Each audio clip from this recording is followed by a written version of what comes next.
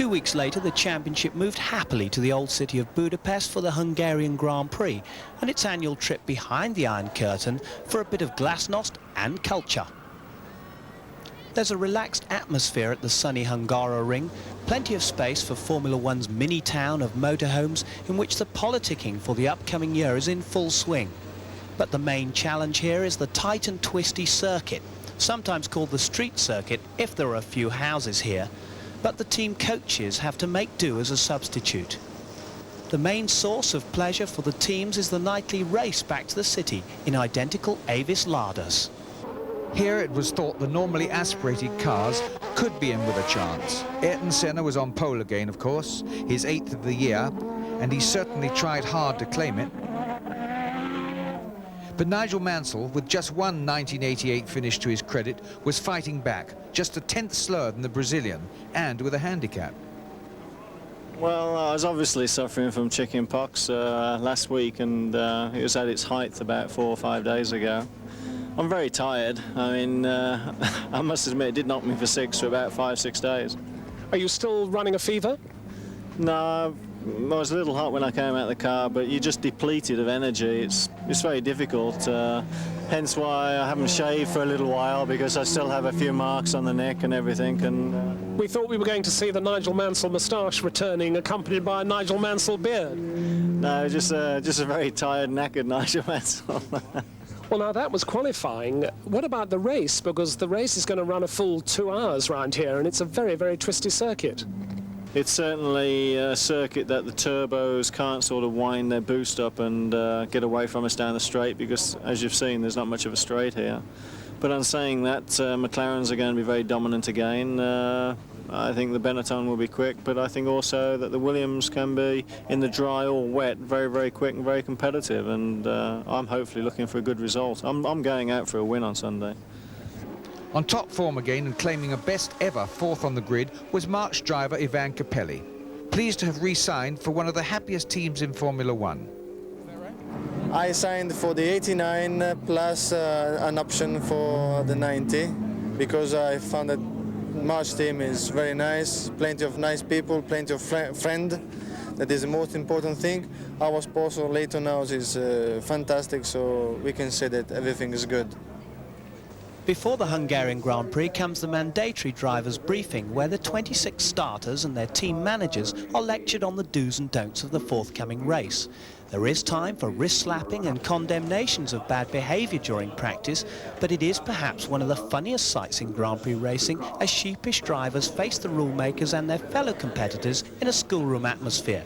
They all study their parts carefully, as this is probably where the script for the race is written. The huge communist crowd was there on block from all over the Eastern Iron Curtain countries, gathered in the warm sunshine to drink Hungarian beer. So Ayrton Senna in his pole position, his usual position, but behind him 3 atmospheric cars. Nigel Mansell pulling alongside at the start, but Alain Prost, an awful start from his 7th grid position, and he struggled 10th position through the first corner there as Senna takes the lead. Mansell behind him, Patrese 3rd, and then the 2 Benettons and the Ferrari behind them there of Berger. Mansell up into 2nd place. The normally aspirated cars well up at this very tight Hungaroring, and look at the cars trying to stack through these turns.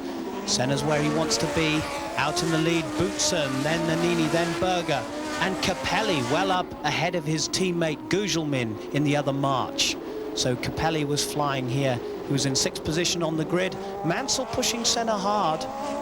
But I wonder if the turbos are going to have enough fuel to last this very, very long Hungarian Grand Prix. And there's Prost taking a place from Gugelmin, and he's taking 8th place. So Prost, another slow start, but now he's moving up the field as Capelli comes into the pits. Capelli had been in 7th position, but Prost will now take that place. But in the lead is Senna still, but only just from Mansell, Patrese right behind him. Then we've got Boutsen, Nannini, Berger, and right behind him is Prost coming through. And there's Philipp Streff in the pits. He's come in for a new nose cone, and they're changing his front tyres as well. So Senna still in the lead, and behind him Mansell, but Prost has moved ahead of Berger now and up into 6th position.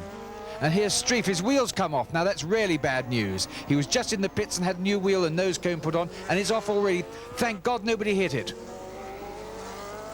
Rather nasty having a wheel bouncing across your path when you're in the middle of a motor race.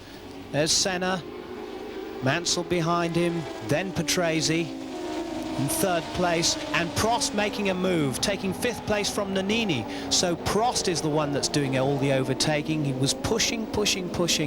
He gave himself all the work to do because he was so far down the grid. But Mansell now pushing very, very hard indeed, getting right behind Senna, but he gets his wheel up onto the curbs and he spins.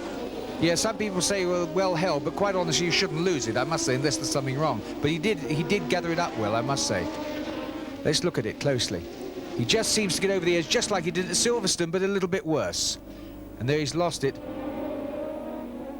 But as you say, Sterling, he shouldn't have got into that situation, but he did rescue it extremely well and still get going in fourth place.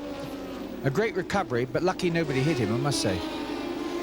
Well, there's Prost now moving in on Mansell, and he's taken that fourth place off him, so Mansell won't have done his tyres any good whatsoever. And Boutsen is ahead of Patrese and up into second place.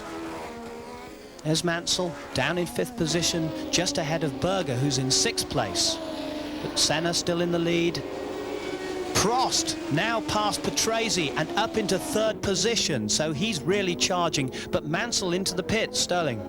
He's gone in obviously for a tyre change. I can only presume he flattened them when he did that spin. So it was a little worse than we'd thought. And Alain Prost showed that he'd really got the bit between the teeth as he dived inside Boutsen at the end of the pit straight to take second place, and really caught Ayrton Senna up as Senna struggled behind a couple of back markers.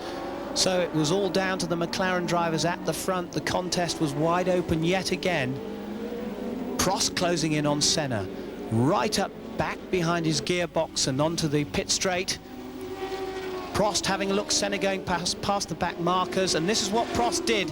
He nearly got closed out down by the pit wall, but he got into the lead, albeit briefly. He ran wide and Senna went back inside. Sterling, what about that move? Well, that was terrific. It really was. He, obviously, Alain went a little bit too quickly, couldn't hold it on the narrow line and hold his teammate back, and he had to go wide, just left enough, just the width of a car there. And there they were at this point on the last lap, and Prost did all he could but could not get past Senna. But at the checkered flag there was a scant half a second between the McLaren drivers. Senna first, Prost second, Boutsen third, and the score in the football match: Prost 4 but Senna 6.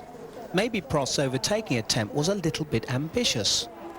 I just went a little bit too quick at the entry of the corner, and Ayrton was very fair, as he said, and that's all. I mean, nothing to say. It's a shame, but I did not lose the race at this point. I lost it more yesterday in qualifying, and also when I had a problem at the end of the race, wheel bearing problem, I think.